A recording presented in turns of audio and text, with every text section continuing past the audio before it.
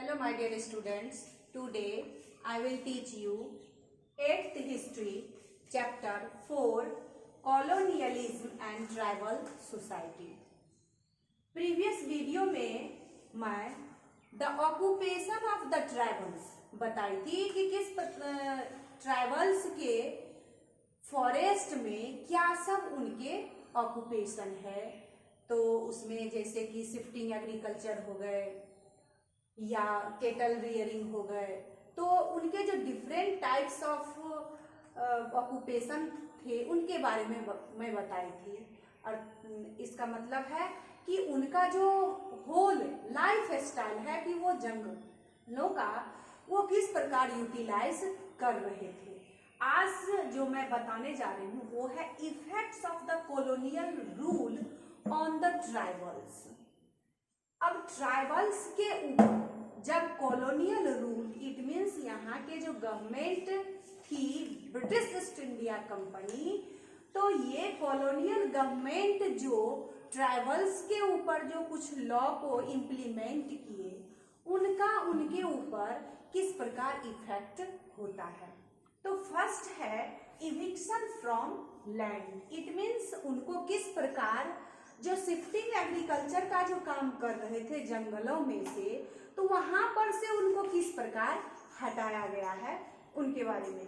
The colonial government captured vast track of land which the tribals had been cultivating. यानी कि जंगलों के अंदर जो बहुत बड़े भूभाग पर वो लोग जो एग्रीकल्चर का काम करते थे, तो अब वहां पर कॉलोनियल गवर्नमेंट उस कल्टीवेटिंग प्लॉट से उनको वहां से भगा देते हैं। तो अब जो वहां पर जितने भी ट्राइबल्स उस लैंड पे जो कल्टीवेटिंग का वर्क कर रहे थे, तो वो सारे ट्राइबल्स कहाँ गए, कहीं तो गए होंगे।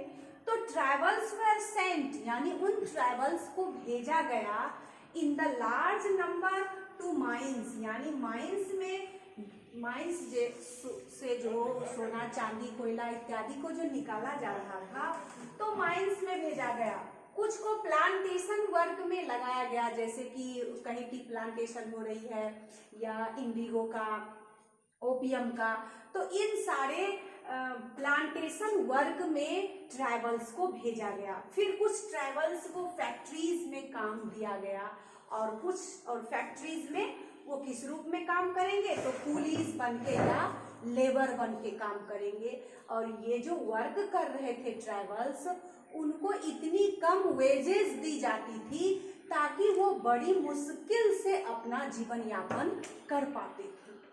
तो अब हम सेकेंड टर्म देखेंगे। इसमें इफेक्ट में हम देखेंगे सारे जो अभी 6 इफेक्ट मैं लिखी हूँ, सारे इफेक्ट को पढ़ने के बाद आपको ये अनुभव होगा कि निश्चित रूप से ये कॉलोनियल गवर्नमेंट की जो रूल है वो ट्राइबल्स लोगों के लिए बहुत ही असहनीय है।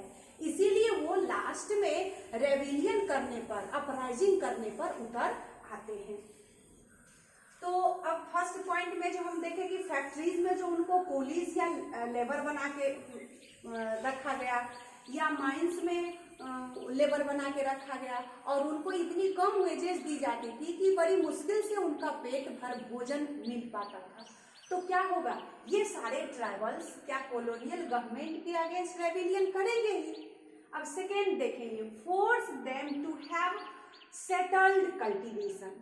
अब ये जंगलों में जब मैं ऑक्यूपेशन पढ़ा रही थी तो उसमें मैं आप लोगों को बताई थी कि जंगलों में जो ट्राइबल्स रहते हैं वो सेटल्ड कल्टीवेशन का काम नहीं करते थे, वहाँ पे वो शिफ्टिंग एग्रीकल्चर का काम करते थे। यानी कि किसी तरह उस लैंड पर 2 साल 3 साल एग्रीकल्चर का काम किए, बाद में जब उनकी फर्टिलिटी खत्म हो गई तो फिर वो दूसरे लैंड पे पहुंच जाते थे।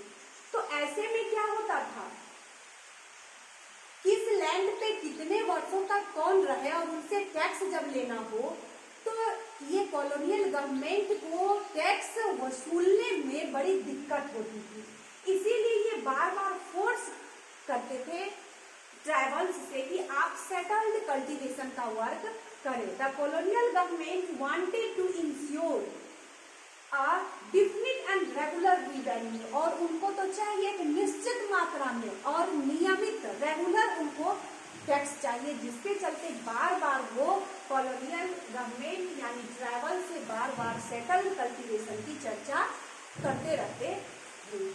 थर्ड जो पॉइंट है वो है change in forest regulation and laws, और फॉरेस्ट को उन्होंने 3 भागों में फॉरेस्ट को डिवाइड कर देते हैं, यानी उस फॉरेस्ट को उन्होंने टिम्बर प्राप्त करने के लिए, जिस फॉरेस्ट में टिम्बर की जो लकड़ियां, इमारत की जो या फर्नीचर की जो लकड़ियां रहती थी, उनको एज ए रिजर्व फॉरेस्ट के रूप में छोड़ दिए, और उस रिजर्व फॉरेस्ट में ट्राइबल्स को घूमना फिरना, लकड़ी प्राप्त करना या फल प्राप्त करना या हंटिंग का काम, ये सारे काम को उन्होंने बंद कर दिए, और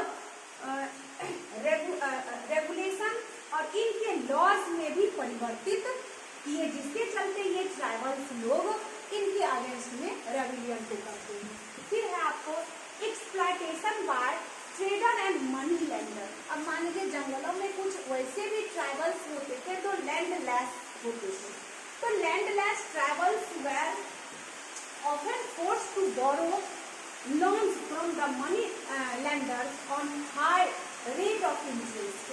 अब जिनके पास जो ट्राइबल्स लैंडलेस होते थे उनको बार बार कंपेल किया जाता था कि आप मनी लेंडर से आप मनी लेकर के तब एग्रीकल्चर का काम करें, और वो भी जो लोन मिलती थी वो बहुत ही हाई इंटरेस्ट थी, जो बाद में उनको चुकाना बड़ी मुश्किल हो जाता था। 5वां आपका पॉइंट है कल्चरल चेंज। अब यहाँ इस कल्चरल चेंज में हम क्या देख रहे हैं कि ट्राइबल्स जो जंगलों में रहते हैं फिर भी उनका जो अपना कस्टम है, रीति रिवाज है, उनकी एक अलग कस्टम और रीति रिवाज थी, लेकिन कुछ समय के बाद उनको लगता है कि their livelihood came under threat and their religion appeared to be in danger, यानी लग रहा था कि हमारा जो रिलीजन है, हमारा जो कस्टम है वो भी अब खतरे में पड़ गया। क्यों पड़ गया खतरे में?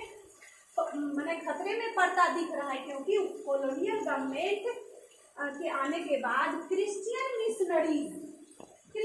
मिशनरीज के लोगों ने बलपूर्वक इस ट्राइबल्स को क्रिश्चियन बनाने में लगे रहते थे, जिसके चलते उनको लग रहा था कि अब हम लोग का जो लवलीहुड है यानी हम लोग का जो रिलीजन है या कस्टम है वो भी अब खतरे से खाली नहीं है, और इसके चलते ट्राइबल्स लोग विभिन्न प्रकार के अपराइजिंग, जैसे अब इसके बाद में पढ़ेंगे हम लोग, विभिन्न प्रकार के अपराइजिंग को वो करते रहते हैं। अब है ट्राइबल्स चीफ। अब कॉलोनियल गवर्नमेंट के आने के पहले जंगलों की जो विधि व्यवस्था थी यानी उनका जो एडमिनिस्ट्रेशन था वो ट्राइबल्स चीफ के ऊपर डिपेंडेंट था, यानी ट्राइबल चीफ होते थे और ट्राइबल चीफ के अलावा उनके ढेर सारे फॉलोअर्स होते थे।